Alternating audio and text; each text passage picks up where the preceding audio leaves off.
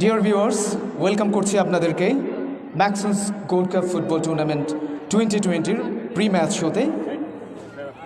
Match শোতে এই মুহূর্তে আমি Saiful Islam Sohel, commentator and sports analyst.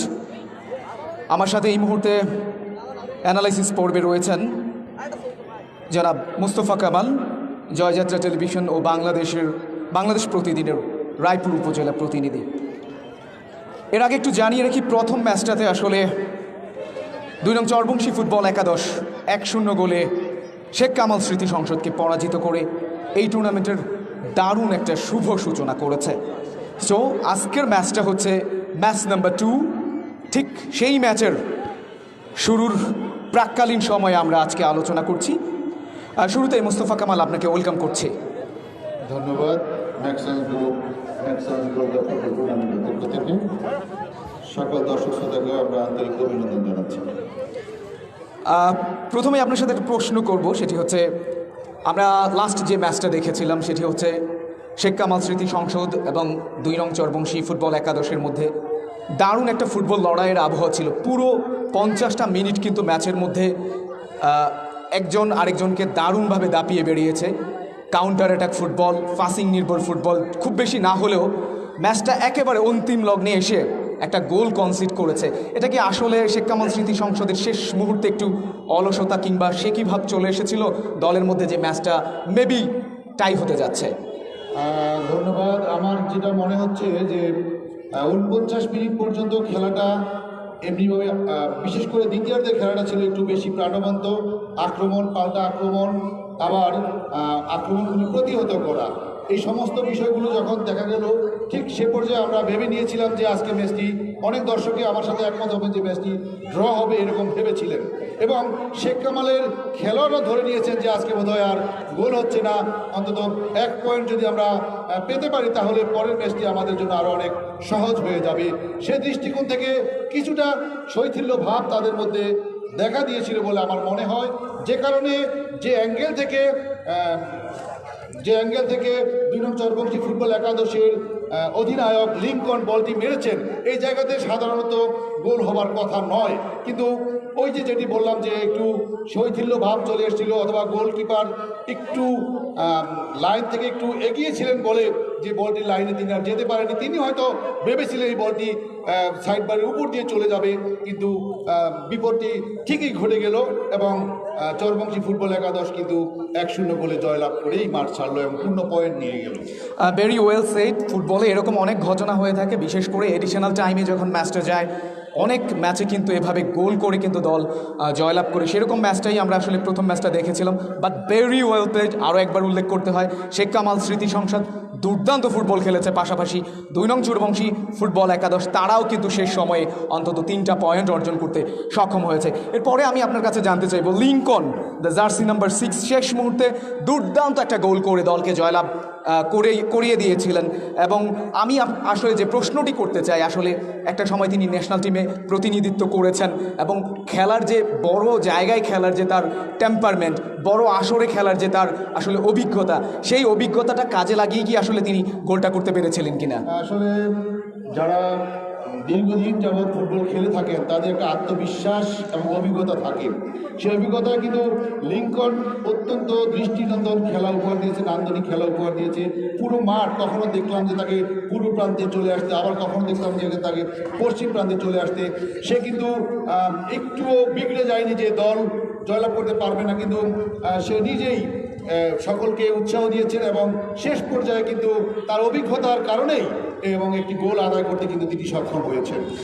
দারুণ বলেছেন, চমৎকার বলেছেন। আসলেই লিঙ্কন, আমিও বলেছিলাম আসলে সেদিন কমেন্ট্রিতে, তিনি ক্যাপ্টেন ছিলেন। ক্যাপ্টেন হিসেবে যে ধরনের দায়িত্ব পালন করার কথা ছিল, খুব বেশি তাকে মাঠে দাপিয়ে বেড়াতে দেখা না গেল। শেষ মুহূর্তে কাজের কাজ যেটাকে বলা হয়, ফুটবলে আসলে গোল অনেক বেশি ইম্পর্টেন্ট, সেটিই তিনি করতে পেরেছেন। এবং সেটা অবশ্যই আমি যদি বলি তাহলে আনডাউটলি বলতে হয় যে তার অভিজ্ঞতাকে কাজে লাগিয়েই তিনি কিন্তু গোলটা করতে পেরেছেন আমার কাছে মনে হচ্ছে। সো আজকের ম্যাচেও এইরকম একটা জম্পেশ ফুটবল লড়াইয়ের আভাস আমরা হয়তো দেখতে পাবো, এবং সেই জন্য কিন্তু আমরা প্রচুর পরিমাণে দেখতে পাচ্ছি দর্শক ইতিমধ্যে উপস্থিত হয়েছেন মাঠের চারপাশে। একটু পরেই হয়তো একেবারে উত্তর পাশের গ্যালারি, দক্ষিণ প্রান্ত, পূর্ব প্রান্ত সবগুলো গ্যালারি হয়তো কানায় কানায় ভিড় হয়ে যাবে। এই ফাঁকে একটু আপনার কাছে জানতে চাই, সব মিলিয়ে প্রথম দিনের খেলা দেখে কি আসলে আত্মতৃপ্তির যে ঢেকুর সেটি কি আপনি পেয়েছেন? আসলে যে দুটি দল কালকে খেলায় অংশগ্রহণ করেছেন, আমরা দর্শকরা এবং আমরা যারা খেলা দেখতে এসেছি, অন্যরা যারা খেলা দেখতে এসেছেন, আমরা প্রত্যাশা করেছিলাম যে খেলাটা আরও বেশি পরিকল্পিত হবে, আরও বেশি পরিশীলিত হবে, আক্রমণাত্মক খেলা হবে। সে দৃষ্টিকোণ থেকে কিন্তু আসলে দুদলের কাছ থেকে ও ধরনের কোনো আক্রমণাত্মক খেলা বা পরিকল্পিত ফুটবল বলতে যেটা বোঝায় সেটা কিন্তু আমরা আসলে দেখতে পাইনি। কারণ যে ধরনের খেলোয়াড়রা এই মাঠে খেলতে এসছেন তাদের কাছ থেকে আরও ভালো খেলা, আরও নান্দনিক খেলা, আরও পরিশীলিত খেলা কিন্তু দর্শকরা আশা করেছিল বলে আমার মনে হয়। সেটার দিক থেকে আমরা আসলে দর্শকরা হতাশ হয়েছি খেলা দেখে। ভেরি ওয়েল সেট, বাট আমার কাছেও মনে হয়েছিল যে দুদলের যে কম্বিনেশনটা সেটি আমি বলেছিলাম কমেন্ট্রিতেও সেদিন, যে আসলে রক্ষণ ভাগ, মধ্যমাঠ, আক্রমণ ভাগ, এই তিন ভাগের যখন সমন্বয় না হয় আসলে ফুটবলে, আসলে অন টার্গেটে গোল কনসিড করা সেটি কিন্তু আসলেই সত্যিকার অর্থে পাওয়া অনেক বেশি টাফ হয়ে যায়। সে কারণেই হয়তো তারা গোলটা পায়নি। গোলটা অবশ্য শেষের দিকে অবশ্য পেয়েছিল। যাই হোক, এরপরে আমি আসলে যেই প্রশ্নটি করব সেটি হচ্ছে, ফার্স্ট হাফে 2 নং চরবংশী ফুটবল একাদশ অপেক্ষাকৃত বেটার ফুটবল খেলেছে, বাট সেকেন্ড হাফে কিন্তু শেখ কামাল স্মৃতি সংসদ দুর্দান্ত ফাইট করেছে। আলটিমেটলি তারা গোলটা আদায় করতে পারেনি। আপনার কাছে কি মনে হয়েছে, আক্রমণ ভাগের যারা ছিলেন তারা তাদের দায়িত্বটা ঠিকমতো পালন করতে পেরেছেন কিনা, ইভেন চান্সটা তারা ঠিকমতো ক্রিয়েট হলো সেটাকে কেন ব্যবহার করতে পারেননি? শেখ কামাল আসলেই দুর্ভাগ্য তাদের যে তারা দ্বিতীয়ার্ধে খেলায় চমৎকারভাবেই শুরু করেছিল এবং আক্রমণাত্মকভাবেও খেলা তারা শুরু করেছিল, কিন্তু দুর্ভাগ্য তাদের যে একটি গোল পাওয়া, তাদের একটা আক্রমণ থেকে অন্তত একটি গোল পাওয়া দরকার ছিল। এটা আমি বলবো যে দুর্ভাগ্য যে তারা সে গোলটি আদায় করতে পারেনি। আর বাকি দিক থেকে কিন্তু বলা চলে যে যেভাবে অন টার্গেটে গোল বারে বল শুট করা দরকার ছিল সেগুলো কিন্তু আসলে শেখ কামাল বাকিগুলো সময় করতে পারেনি। এটার এই ব্যর্থতা দায়ী কিন্তু তারা হঠাৎ করে গোল খেয়ে কিন্তু মাঠ থেকে পরাজয় বরণ করে কিন্তু মাঠ ত্যাগ করতে হলো তাদের।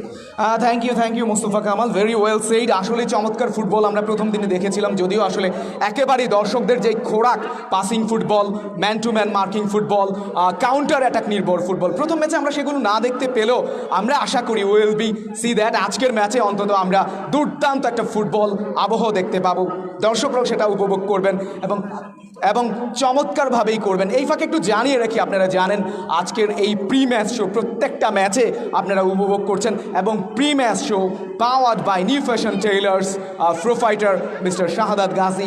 Thank you mister Shahadat Gazi আপনাকে, এবং আরও একবার ওয়েলকাম করছি। আর পাশাপাশি আমরা প্রি ম্যাচ শো থেকে এখনই বিদায় নেব, তার আগে একটু জানিয়ে রাখি আপনারা প্রত্যেক দিনই আমাদের এই প্রি ম্যাচ শোটা উপভোগ করতে পারবেন দুপুর 2:30টায় ফেসবুক পেজে গিয়ে। অবশ্যই তা আপনাদেরকে যেটি করতে হবে সেটি হচ্ছে www.facebook/maxons2020 এখানে গিয়ে অবশ্য আপনারা দেখতে পারেন। পাশাপাশি যদি আমি বলি, বাংলায় গিয়ে আপনারা ফেসবুকে সার্চ দিবেন বাংলায় অবশ্য সেটি ম্যাক্সন্স গোল্ড কাপ 2020, তাহলে অবশ্যই আপনারা সেখানে আমাদেরকে দেখতে পাবেন। অবশ্যই ভুল করবেন না।